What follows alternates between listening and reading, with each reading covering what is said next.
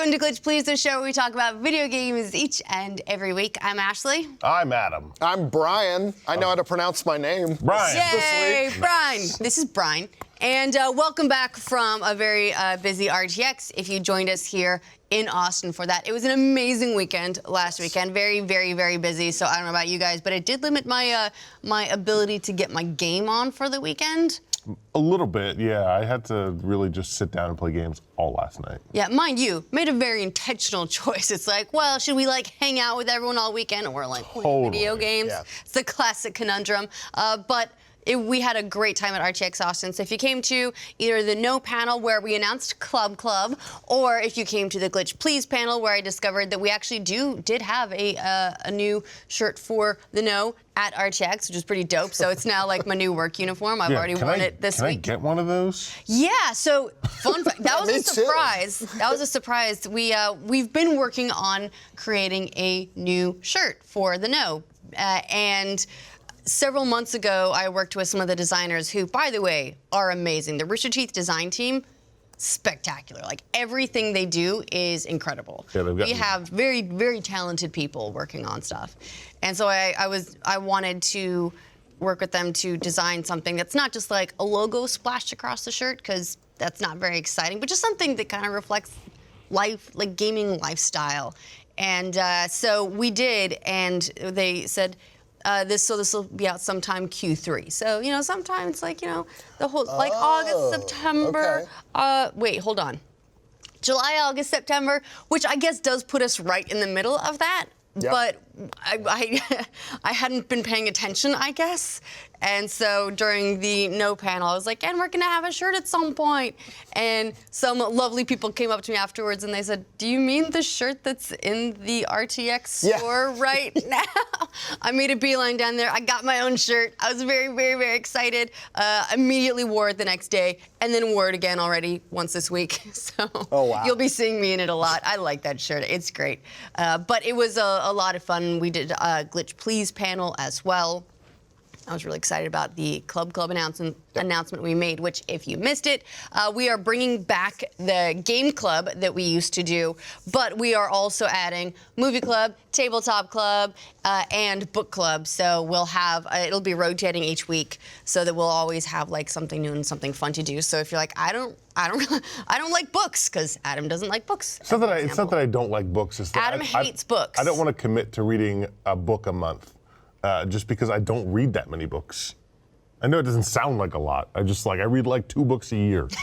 Well, maybe we'll get some books in the lineup that you feel like you just really got. Totally, yeah. If you want to bring in a Witcher book, I'm in. All right. Still got 5 left. All right, and so we'll have some fun books, some fun movies. So our very first game club is going to be beginning of September, and that's going to be Doki Doki Literature Club, which I feel like is it's a high note to start off on. If you've already played Doki Doki Literature Club, you know why. If you haven't, it is a lot of fun. And so I'll share more details about that as we get a little bit closer to it. But everyone played Doki Doki Literature Club before September.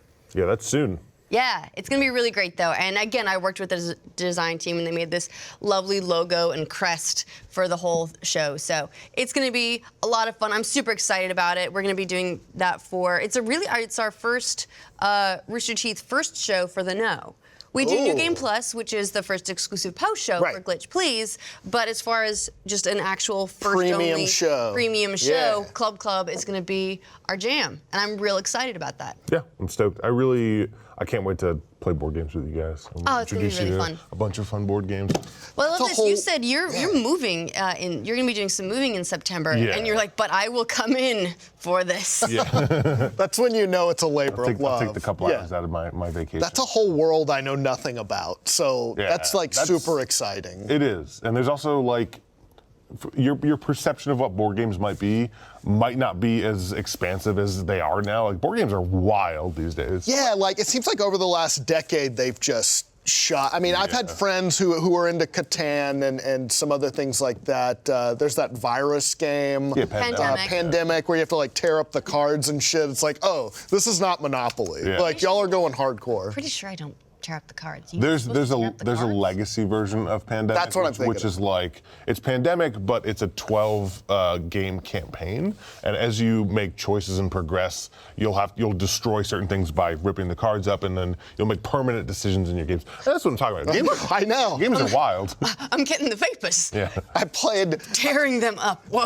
Yeah. That's a lot. Yeah. last week. My 5-year-old learned how to play Uno at summer camp, so she You can't stop playing Uno now? She busted out the deck. She's like, "Let's go!" And then at one point, I noticed her literally putting 2 wild cards in her pocket. Like, just for, just in case she needed them. And I had to explain the concept of cheating, how we don't do that. If you're doing that in a poker game, you could get killed, so. Yeah, there's gonna be some trouble. But I'm excited. I'm excited the older she gets to, play with her more. So. Yeah, it'll be fun. And I always loved Game Club. Game Club, we started accidentally kind of as a way to torture Ryan during the patch because he hated things like weird-ass games. And so we started it with the very first episode being How to Fool Boyfriend, so he had to play a visual novel about dating pigeons. Oh, God. Well, all kinds of birds. There were multiple types of birds, let's be clear. But, and then it just it became a weekly thing. But it was also very, very difficult for the entire cast to commit to playing a full game every week on top of all of the games and everything everyone already had to keep up with. So we tried doing it as a monthly thing, but then it's really easy to just fall off the radar. And so this way, it'll be a weekly show. Mm-hmm. But it'll be a little bit different every week. And each week requires, sort of variable time investment. A movie takes 2 hours. Yeah, it's a lot easier now. You have to play a game, read a book, watch a movie. Yes, we've decided to make it real easy. Well, we're going to have a rotating cast. That too. So it'll be I'll probably sit out who's for most available of the for book what ones or whatever. Right. Play to everyone's strengths. But, yeah, exactly. Because there are a lot of people in the company love board games. Mm-hmm. There are dozens of readers, dozens of us who love reading. I'm really excited for that one, just on a personal level, because I do read a shit ton of books, and I'm excited to be able to make other people read them as well, so we can talk about them. Jeff is a big reader as well, and I'm constantly being like, Jeff, have you read this? Have you read this? Jeff, you should read this. You're good at recommending books too. I got into the Mistborn series because of you. That turned me on to it, so it was good. So I'm excited to see what you guys recommend, especially like fantasy, sci-fi. This is ground zero for that shit. Like, there's so many fans, so it's great. It's if you're a fan of that, definitely get first and watch it. Yeah, I will say I had 5 credits on Audible, and I went to Hudson, and I'm like, he sits next to me, and he's an avid reader, and I was like, recommend me 5 books. So I have like a stockpile of books to read. That's awesome. And you know what? That's a great way if you want to participate, but you don't like things like reading. Audiobooks are great. Totally. They're great company during commutes. Yeah. I used to listen to them while I would run. I listened to the Stephen Fry version of the Harry Potter audiobooks while I was running. That must be awesome. It is pretty dope. I haven't listened to Harry Potter ever, but just takes you out of your head. You spend time in another world. The Discworld audiobooks. Discworld, so good. I love Discworld. It's so fun. So anyway, get ready for that. That's going to be a whole bunch of fun. And I'll put together like a journal with all the details, how we're going to do it. I want to do some cool support streams around it that they'll probably be only on the site, because we are trying to focus more on our site as a company, just because YouTube is less stable than it used to be.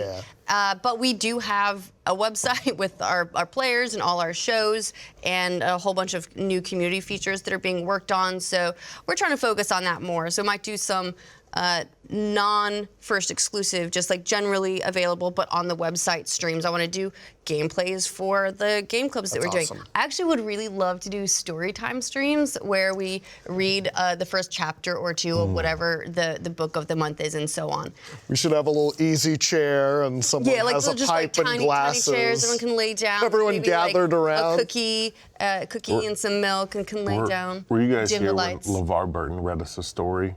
He got in a lot of trouble told for that, I understand. Did he really? He did, because he... Can't read to anyone else? No, it wasn't that so much as, LeVar Burton of Reading Rainbow fame taught many of us to read and to love it, and he came to Extra Life, and he read Go the Fuck to Sleep. It was so heartwarming. And it was lovely. Everyone's gathered around. It just took us all back. Beautiful experience, really awesome. And everyone's like, LeVar Burton said the F word. And we're like, yeah, but for kids. Hashtag for the kids. It's all for the kids. You should see what else we do for the kids. But yeah, so I feel bad that he took some flack for the kids on behalf of what a disappointment. Yeah, no, but he's awesome. Really lovely. He's really great. So shout out to LeVar Burton. Big time. I did get to play some games this weekend, not a ton. Full disclosure, I got an early copy of Okami for Switch. Ooh. Which is I'll talk about it way more next week when the game's available. Well, it's probably available by the time this episode actually drops. We are filming a little bit early because I'm going out of town on vacation for a couple of days.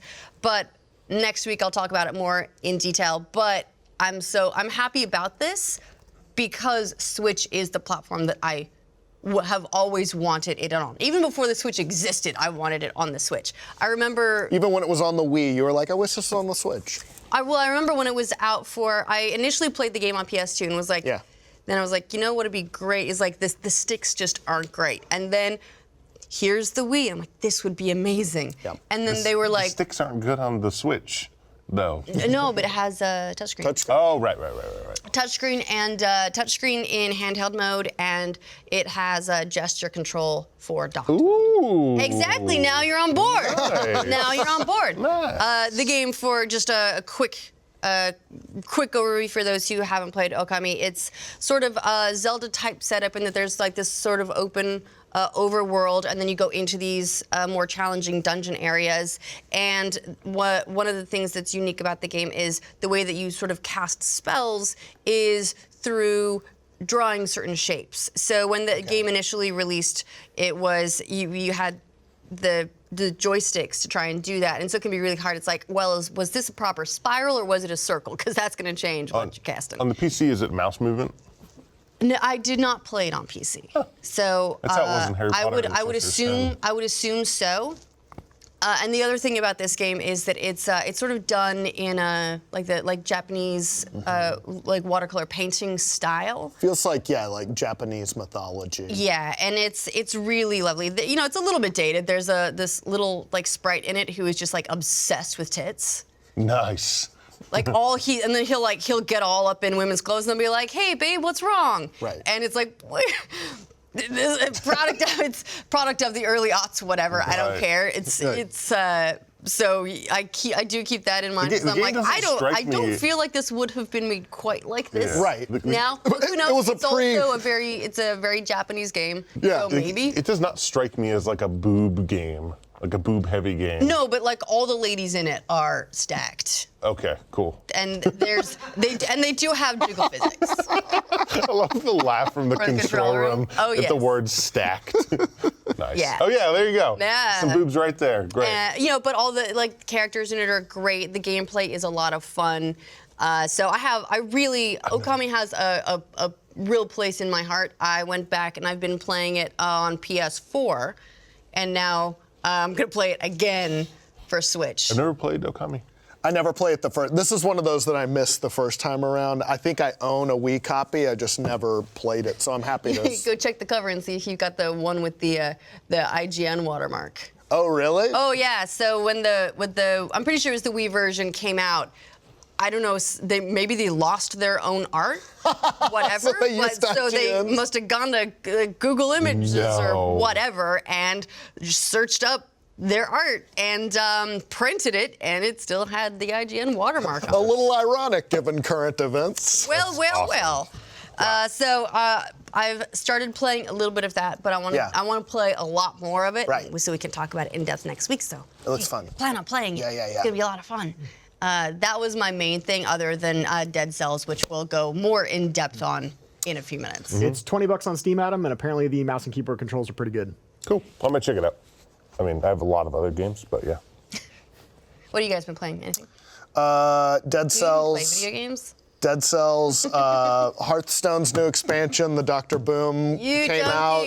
Yeah, so last night was yesterday was the big reveal. So everyone is online opening packs, so it's very exciting. The first day of an expansion, because the meta is fucking insane. Like, no one knows what to do yet, nothing's settled.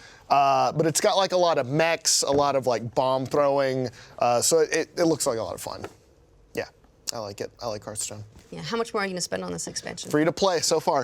I've just saved up a bunch of gold, which is the in-game currency you get from playing.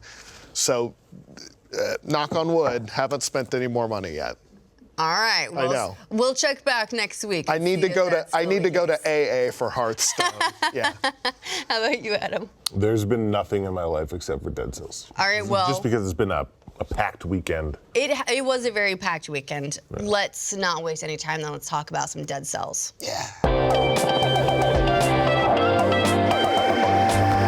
What's happening? Okay, Dead Cells. We've also in the middle of a controversy. It is not the subject of a controversy, but there is a controversy, which we'll discuss more during the news. But Dead Cells just came out. It's been available on PC in early access since last year, but it's just had its full release. It's come to Switch. It came to PS4. It came to Xbox One. So it is out everywhere. This is get ready for all the buzzwords. This is a procedurally generated roguelite Metroidvania. So, yes.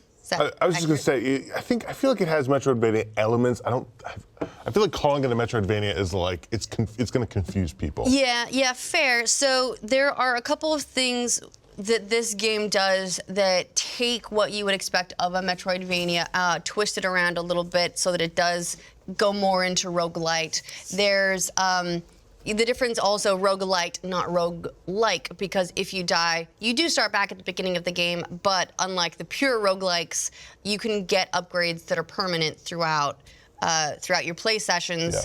Which then help you to get to other areas and so on that you weren't able to get to when you first explored that particular biome, which is where it does twist the Metroidvania. Yeah. Typically, in a Metroidvania game, right, you get a power up, you're like, oh, I can double jump now, or I can wall jump, and then you go back to an area that you've already been through because now it's opened up new paths. Yeah. That's not really how it works here. Once you leave the area, you have left it until you get your ass killed end up back in You're not backtracking, but you're taking those abilities and accessing places that you've seen previously.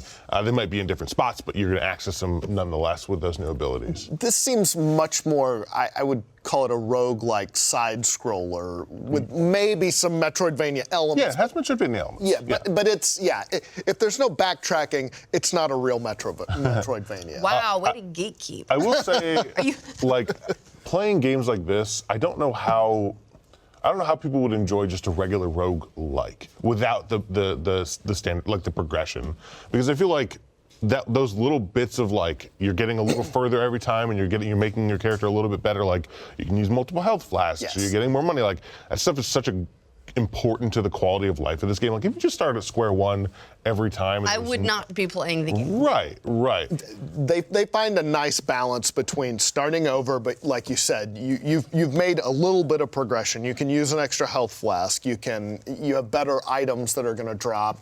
So that's what I hate about roguelikes, like pure roguelikes, just that starting all over. It's why I never got far in Binding of Isaac or any of that. It's because I just like wasted all this time. I actually really like Binding of Isaac. I already get it. I suck. Yeah, exactly. Well, yeah. I like the leg up as I've gone through.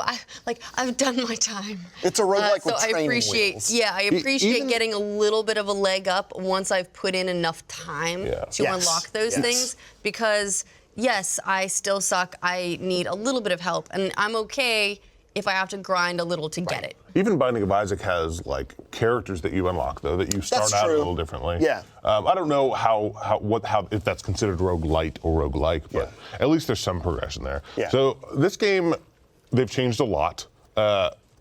Like I played a lot when it first came out, and I said this game's amazing, but I'm gonna take a break because they had 2 bosses when I started, and the second boss was stupid hard, and I could never beat it. I'm sorry, the first boss looks stupid hard. The first boss did not used to be as hard as it is now.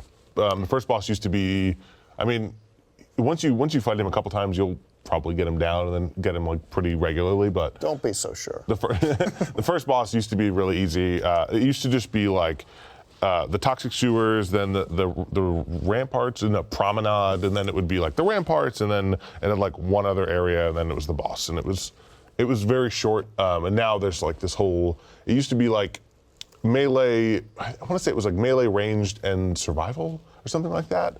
They changed the way the upgrade system works, so now you get health tied to what your upgrades are, and that is diminished as you get more of one upgrade. But man, it's super fun. Like, I can't stop playing it.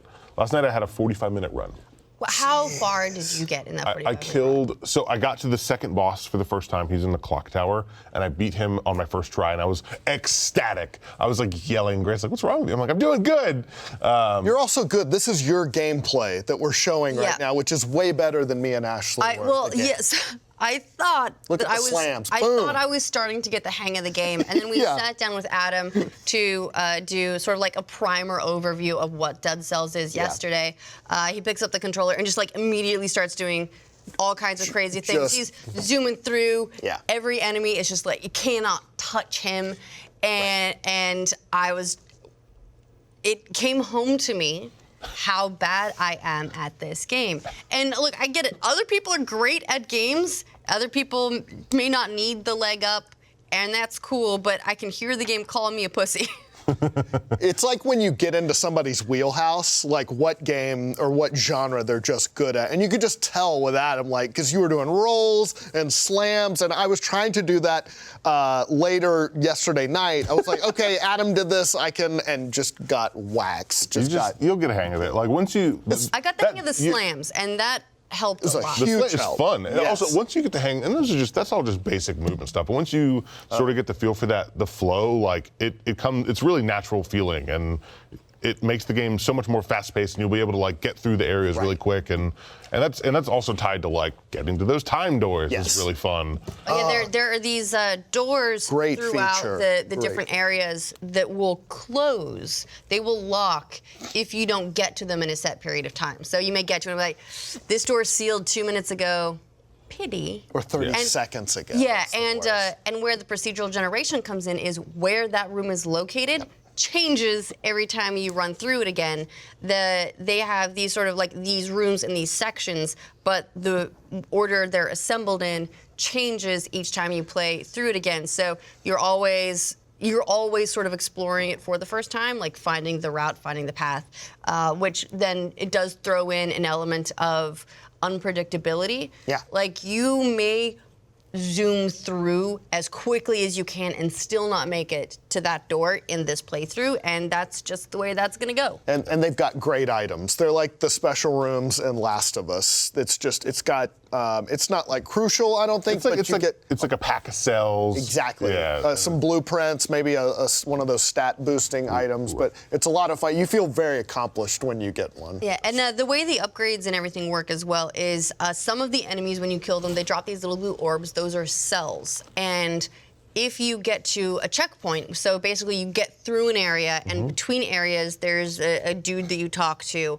and then you can spend those cells with him for upgrades. So maybe you get one where next time you die, you get to keep a little bit of your money. Or you get the flask, and that way you can heal yourself once, and then twice, and then 3 times. So that it makes it a little bit easier as you go through. And so you check in with that dude, you spend your cells, and then you can move on. I do need to make a correction in our video. I was like, oh, and he won't let you through until you spend the cells. And people did correct me in the comments, so thank you for that. You can bust down the door. Oh, really? You can move on without... I never even tried to bust down the door. Yeah, I didn't either. I guess it's too... Well, I wonder why you would bust... Fuck you, I want to waste my cells. You can get to a vault where you can upgrade things if you are confident enough in your ability. But you're not going to die. Get to it. I know what they're talking about. So after you beat the first boss, there's a guy, and he basically says, like, you give me stuff and I'll upgrade your, like, your item quality. And every time you beat the boss, he's there, but you only have like 12 cells from beating the boss. Oh. So that makes sense that you would just bust down the door, keep everything you've made on the way, and make that upgrade path easier. Okay. He's like a black market cell upgrade. He's just like you only access him. I think I've only seen him after the first boss. I don't think I've seen him after the second one. That's an interesting element, though, but you have to risk all those cells to be able to totally upgrade your shit. You're just some high stakes gameplay. One thing this game does that I love is that a lot of roguelikes or roguelites, how you perform on one area affects your next area. Like if I was playing Dungreed and like you're going through that game, and if you have 50 health out of 100 in the first area and you go to the second area, you're going to have 50 health out of 100. So if you do poorly in one area, you're affecting the later part of your run. Right, you're already starting on the back foot. Right, and in this game, when you complete a single area, you refill all your health, and you drop off all the cells you've made if you want to, and that will give you that will add to your progress. So you're never wasting your time really. If you have a bad level 1 or level 2, you can kind of rest, relax, reset. Exactly, and it's like if you're close to the end and you have no health and whatever, you can just zoom through and go to the end, and you're not like hamstringing yourself for later on. I feel like that design choice was super helpful. Yes. And it never makes you feel like I should just restart now because I've already taken a hit or whatever, which I constantly feel that way in other roguelikes. Love that. Yeah, so overall, I'm enjoying the game. It's punishing me. I feel like I've got a little bit better at it. And maybe this is a very personal choice, personal experience thing. But I'm finding that, so I've been playing, I have it on Switch and on PC. So yesterday, for the overview, we were playing on PC. But I've been playing on Switch just because I'm going to be traveling and I'm going to be taking that with me. So I was like, this is a great place to have it. And I'm finding that in handheld mode, I'm way worse at the game. Yeah. I put it in docked mode at one point yesterday, and I just put the Joy-Cons in the grip, and was immediately better at the game. And I'm not sure what it is about that. There are a couple of games where that's the case. Splatoon 2 was like that for me, too. I think just with a controller you have, even if it's the grip with the Joy-Cons, you're more precise. I think I love handheld mode. Maybe it's the distance from the screen, too. Something about my processing, I seemed to deal with enemies better. They've added legendary items to this game when you beat a boss, and it's like take an item and then put it on steroids. They're super fun, and I had a run last night, which is my really long run where I got to I beat the second boss and I got to the next area after him. There's combinations of items. Let me see what my combination was, but the way that your items can play together is amazing. So I had a legendary bow that would, every time I would shoot someone, it would explode into a toxic cloud. That's tight. It does extra damage when they are poisoned. Then I had a fire item that would light them on fire and it would do extra damage if they were poisoned, which already they would be. I have one that would freeze enemies for a super long time. And then I had stuff like if enemies attack me, they get poisoned. And it was just this, even the second boss. The combination of items worked really well. Everything's super complementary to each other. And I had, I was fighting the second boss and I wasn't taking any damage because every time I would take damage, some part of my item would give me health back.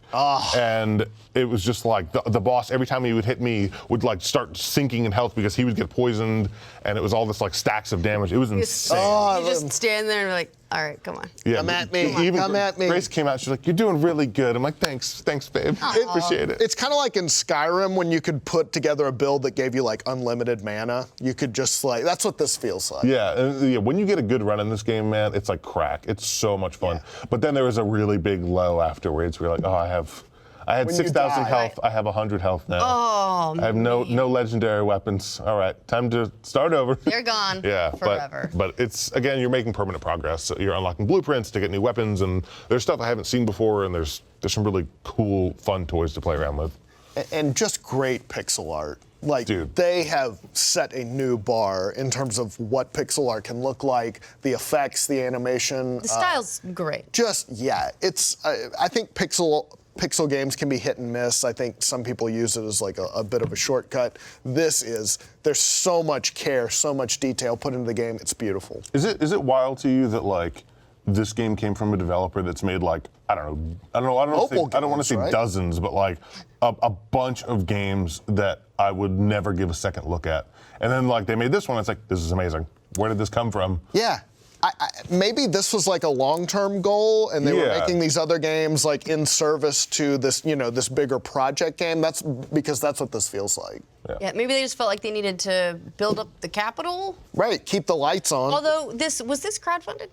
I don't think so. I don't know if it was early access. Yeah, Ben, do you want to check and see if it's crowdfunded? Because we talked last week about Chasm, which was crowdfunded, and then I remember, Adam, you were saying that this is kind of what you wished Chasm had been more like, because Chasm is a procedurally generated Metroidvania, but it's not roguelite.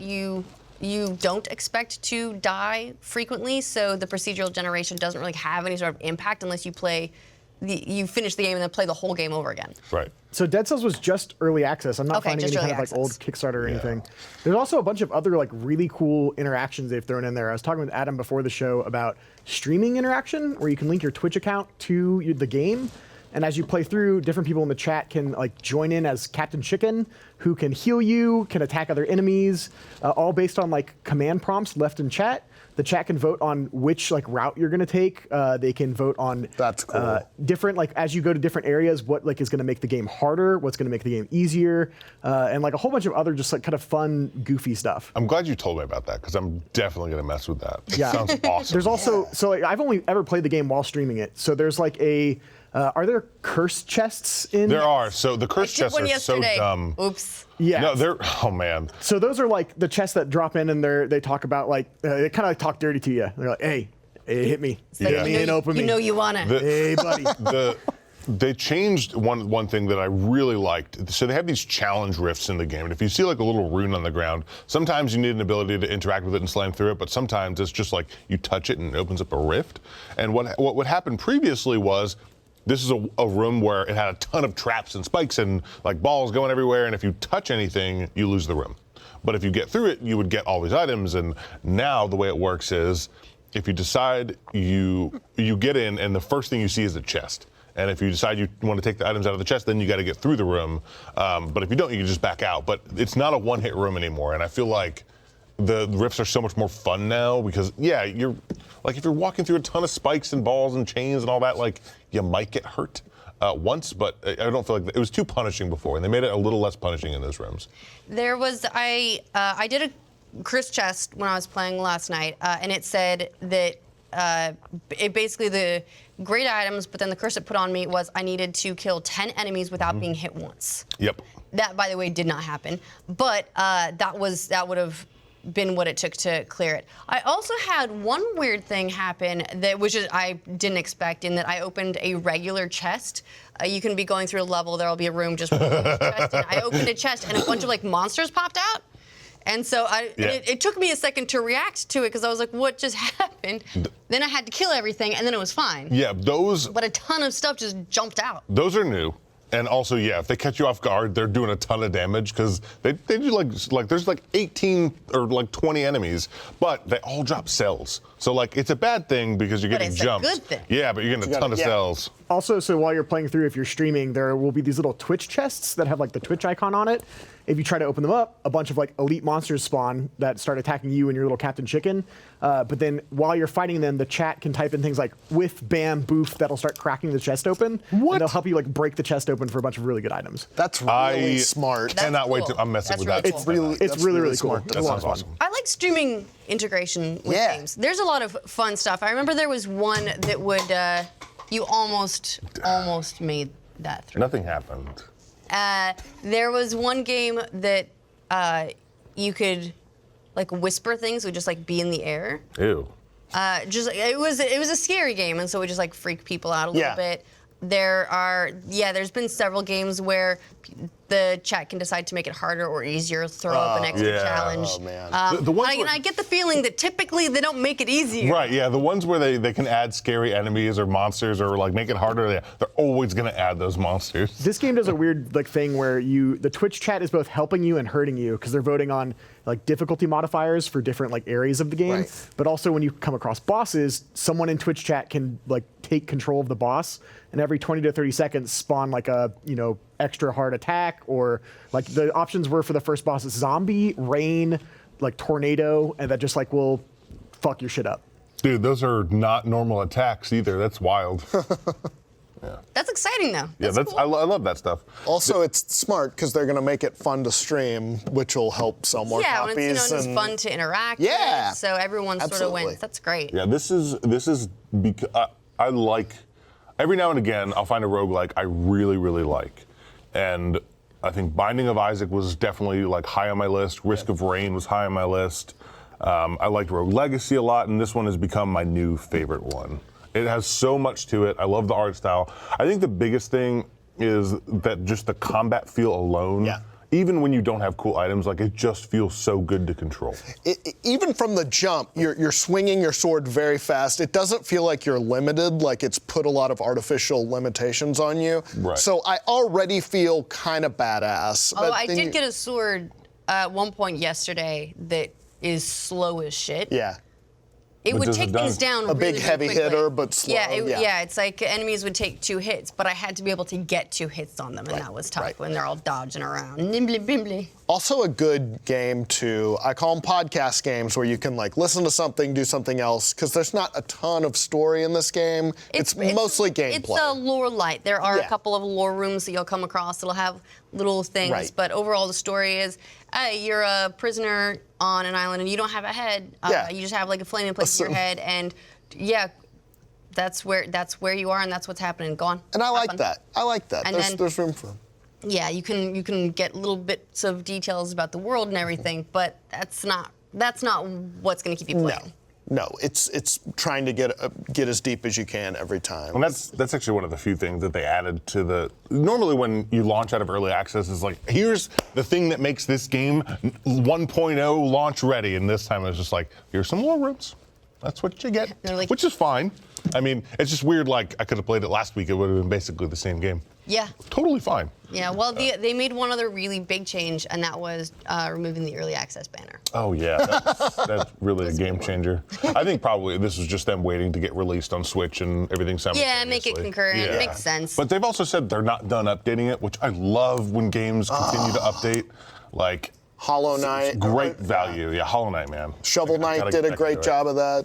Yeah, and shout out to these guys as well. Like they hit 1.0, and this feels very like a finished game. Yeah, no, big time. Honestly, I don't want to. I haven't played it in so long, but when the game was first launched, it felt pretty complete. Like there was some wonky things, but like overall, I was like, I'm totally happy with the money I spent on it, and I spent like 30 hours in it. This is a very good $20 game. Yeah. Like this is definitely like, I feel like I've gotten all of my $20 and more. It feels like it feels like a full price game. Yeah, It's great. And if you are someone that enjoys roguelikes or even likes the look of this game a little bit, it's totally worth getting. And if you're someone that likes to play a game for like 20, 30 minutes and then take a break, like this is definitely a game you can come in, play one round of, and then take a break. It's so good. Yeah, I also get that it's not for everyone though. This game is definitely treating me mean and keeping me keen, but that will end at some point. At some point, I don't think I will finish this game because I don't have enough faith in my abilities that I will ever be able to complete it. I don't know if I'll finish this game. It's a really hard game. Like I guess that's kind of the point of these sort of games is like beating them is such a challenge that you'll always have something to work towards. Yeah. And you're like I feel like the fun of the game is like unlocking new items and then seeing what sort of fun combinations you can make. And it's a throwback to the old NES, Super NES days when not everybody beat every game. Just beating a game itself was an accomplishment. It was something you could brag about. Now, I feel like most games now, if you play them long enough, you will beat them. It's more about the story and the experience. this is about being good enough to actually beat the game. I love that about it. Yeah, so I'm okay not finishing it. I'm enjoying playing it, and that's fine. That's all I need. But it is one of those things where I'm like, this is... It's hard. I can tell you I'm not going to go for 100%. I'm not going to go for trophies. I'm not going for anything like that. I'm just going to go until I turn that corner and I'm like, you know what? I'm done. Yeah, totally. Because that'll happen at some point, and that's fine. But yeah, good game. They did a really good job putting it together. I feel like this game does exactly what it is trying to do and does it very, very well. Yes. Yep. Yeah. But Dead Cells isn't the only thing happening in the video game industry. There is a lot more going on, so let's talk about some of the news.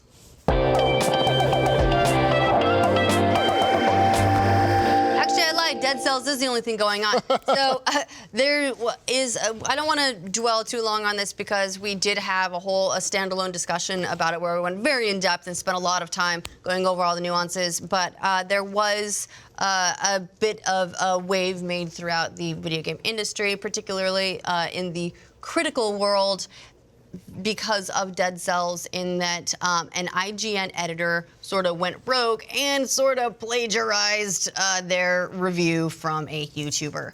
And so that was all brought to light over the course of the last few days. The YouTuber, who's an up-and-coming games reviewer on YouTube, who goes by Boomstick Gaming, had posted a review of the game a few weeks ago. It was based on the early access version, but was as being pretty feature complete, just saying, here's my review of the game. Then a few days ago, IGN posted their review, and it was done by their new-ish Nintendo editor, Philip, I'm bad with his last name, Michuna.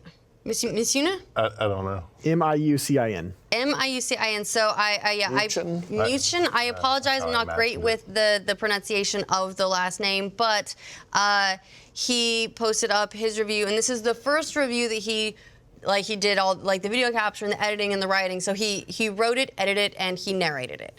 And this is the first review he's done just on that scale for IGN. And it turns out that several significant portions of the review were lifted heavily from this YouTuber's review.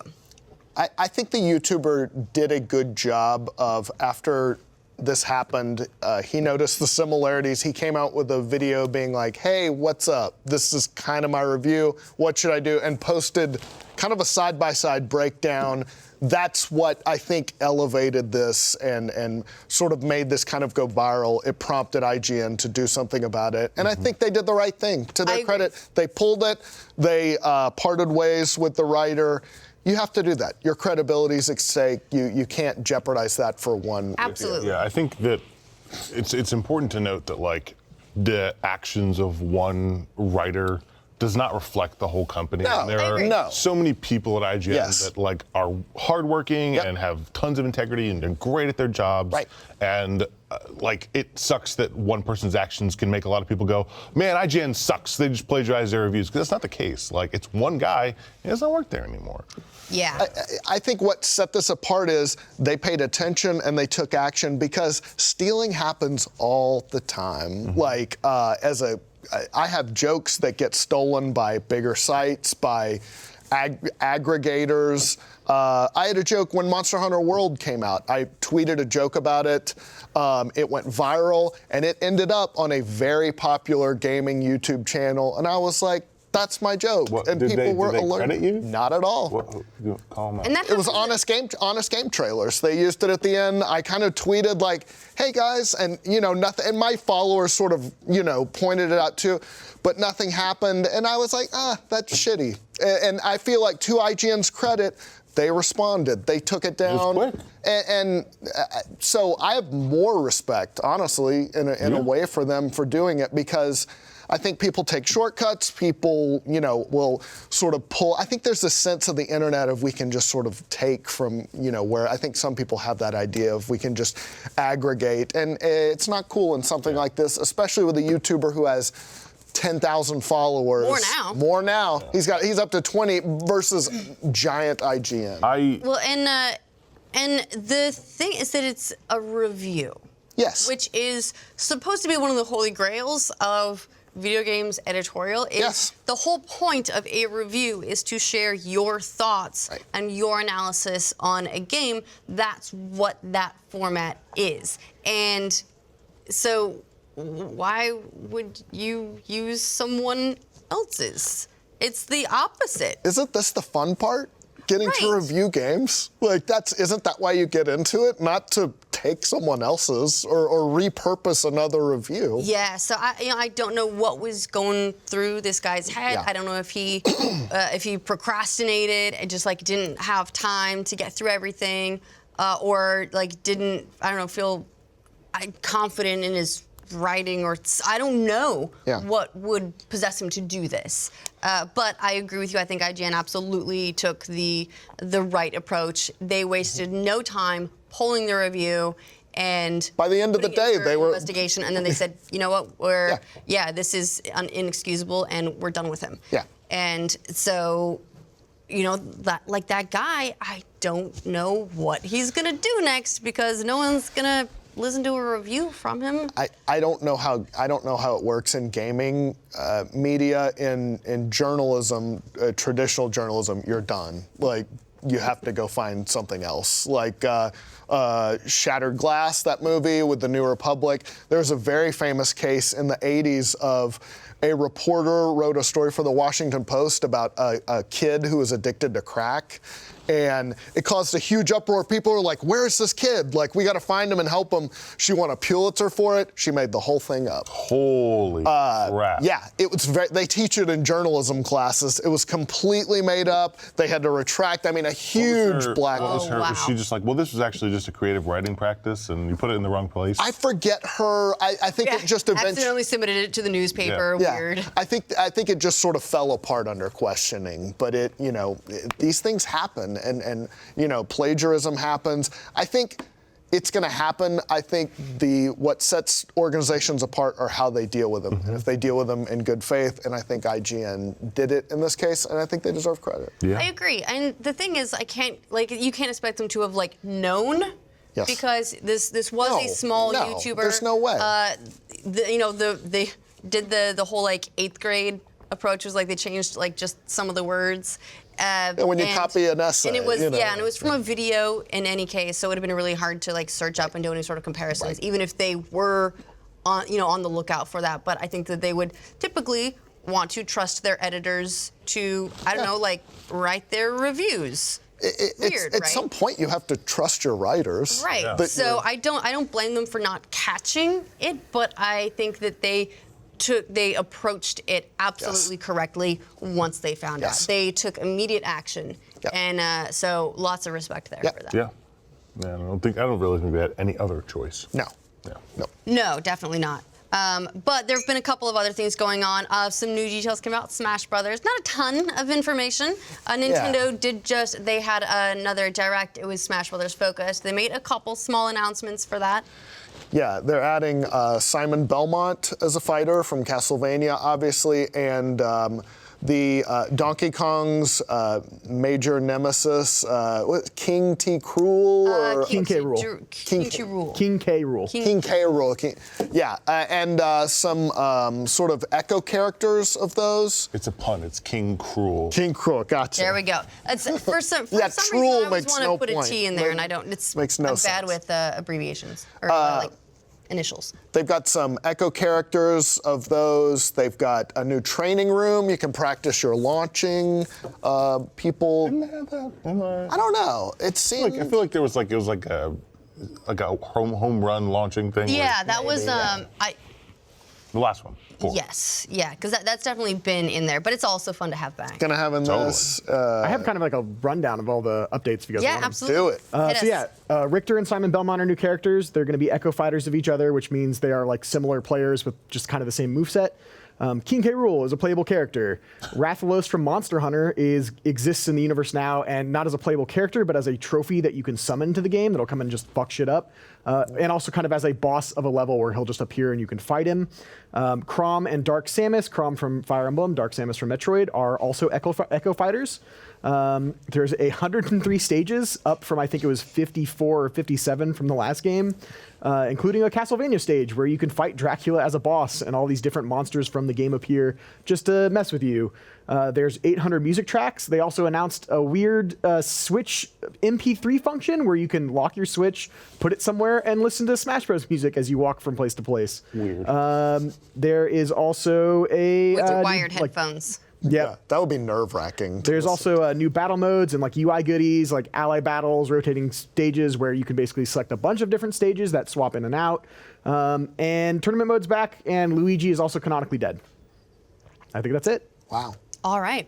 Wow. Okay. They are really pushing Smash. It's clear that this is like this is their game for the year. Absolutely. Yeah, well, it's like Smash is their core push for the year. Pokemon Let's Go is their mainstream push for the holiday period. That's a good distinction. So they're like, but yeah, I think they're doing a lot of fun stuff. I'm not a huge Smash player by any means. I enjoy playing it. I'm not good at it. Me either. But I have some fun, and I'm looking forward to it. I think it'll be really cool. Yeah, I feel like I'll play it. I wish they would have talked about some other stuff in this direct. Well, they were very clear that this was going to be a Smash Direct. Totally. They will do other directs that have other focuses, and that's fine. Elsewhere in the news, Fallout 76 is skipping a Steam release, and I guess that's unexpected for sure, just because this is going to be a big title for Bethesda, and big titles you typically want as many people to be able to get their hands on it as possible. On the other hand, it's going to be a big title for Bethesda, and they are clearly trying to build their audience around their own launcher as well, similar to how we've seen other publishers do. So some of their other games didn't premiere on Steam. Fallout Shelter, there were a couple of other ones as well, but this is the latest. We don't know if it's going to be at Steam at any point, but it's not going to be there for launch, so you have to get it through Bethesda on PC. How important is that to PC gamers? Like, if it's not on Steam, does that mean you skip the game? Sometimes it's like it doesn't exist to me. Okay. But other times, if it's like an important enough game, I'll... Yeah.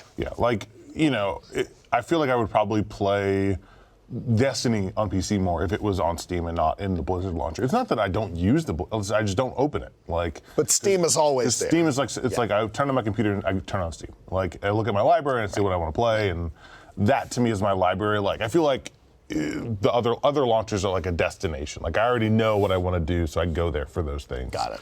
A lot of time, Origin stuff, I almost like. I have games that I want to play, but because it's an Origin, you just don't. I just don't. It's funny how that extra 30 seconds can be a barrier. Like, I have that with digital games now. It's like, I don't want to put in a new disc. I just want to mouse over there. Yeah, so it's that level. It's nothing crazy, right? But it's like sometimes it's a mild barrier. Yeah. Yeah. So I'll be curious to see how it does. I figured it would be a thing. I did see in our comments a lot of people saying, well, I guess I'm not getting it then. That's why and I was kind of surprised by the number of people who don't want to go outside Steam to get it. I think some people are concerned that it means that Bethesda won't properly support things like refunds, whatever. Oh, okay. I actually, my hope for it is that Bethesda is doing it through their own launcher because they want to do things like mod integration and all that. I don't know in what form, but it seems like that is like they could better sort of control the situation, which then again for a lot of gamers might be a red flag because they're like, well, I don't want to do the whole paid mods thing, and I don't want Bethesda to corner me about that, so I just won't. Yeah. So that's another consideration. I don't know what mods would look like with something like Fallout 76 in any case. Yeah. But it's interesting what this means for the next Elder Scrolls, though, being that it probably won't be on Steam if this is the direction they're going. It might not start there, but maybe it will end up there as well. And Fallout 76 could as well. I'm sure they will. I'm sure they'll play to the market when they need to. If they decide they need to make a pivot, we could see it pop up. Unless there's some crazy tech considerations that that they have to keep in mind that we're not aware of. Yeah, Fallout Shelter came to Steam like about a year after its release, so it eventually did make its way there. Todd Howard also did come out and say that his exact quote is, "We love mods, and so we are 100% committed to doing so in 76 as well." So it definitely sounds like they're planning something for it. Yeah, I guess right now, because I'm still having trouble picturing the exact gameplay, like the gameplay loops and everything for Fallout 76. It means that I'm then also having trouble picturing exactly what mods will look like. But it may also just be that I have no vision. This could also just be a money decision. They want to keep all the money, they don't have to pay Steam this way. And maybe they do it at first, they do most of their sales, the first year or few months, they do that and then eventually port it over to Steam. It could be that if they take, so let's say Steam's taking 30%, if they'd be like, if we think we will get more than 70% of our total potential sales on PC via the Bethesda launcher, then we are up financially. That's what they did with Fortnite. That's what Epic said. With Android. We think 30% is too much for what you do, so we're just going to release it ourselves. To be clear, specifically for, they just recently said that for the Google Play Store for Android. They're not going through the Google Play Store to release Fortnite. Yep. Yeah. I saw a Reddit thread that made some good points, though. It was like, they're not just getting 30% more money. Like, you're paying Steam for A, the sales on their platform, B, the servers that they utilize, like the DRM, everything like that. So it's not just you magically get more money. Sure. So that was a good point. But yeah, there's probably somewhere in between where they do make a little bit more, depending on the sales. Right. We'll make 80% of the money instead of 70 or whatever. Yeah. Yeah, so we'll be curious to see what ends up happening with that. And the last item, just interesting for discussion, Casey Hudson, the chief of BioWare at the moment, has said that Mass Effect is not dead. That they will not be talking about it for a while, but that they do have some projects underway. Well, specifically, he said that they have some teams doing some work on Mass Effect as well as on Dragon Age, which I don't feel like Dragon Age is a huge surprise. I feel like we've seen little bits and pieces about teams working on Dragon Age something or other for a while. But given that Mass Effect was basically like they canceled all the DLC for Andromeda and just went, well, this franchise is kind of on ice for now. It is good to know that they are doing something with it. We don't know what that's going to be, and it seems like it'll be a very long way away. But that Mass Effect isn't dead, and that maybe they'll return to form. I mean, who knows? We'll see. Like, Andromeda was supposed to be a good game too.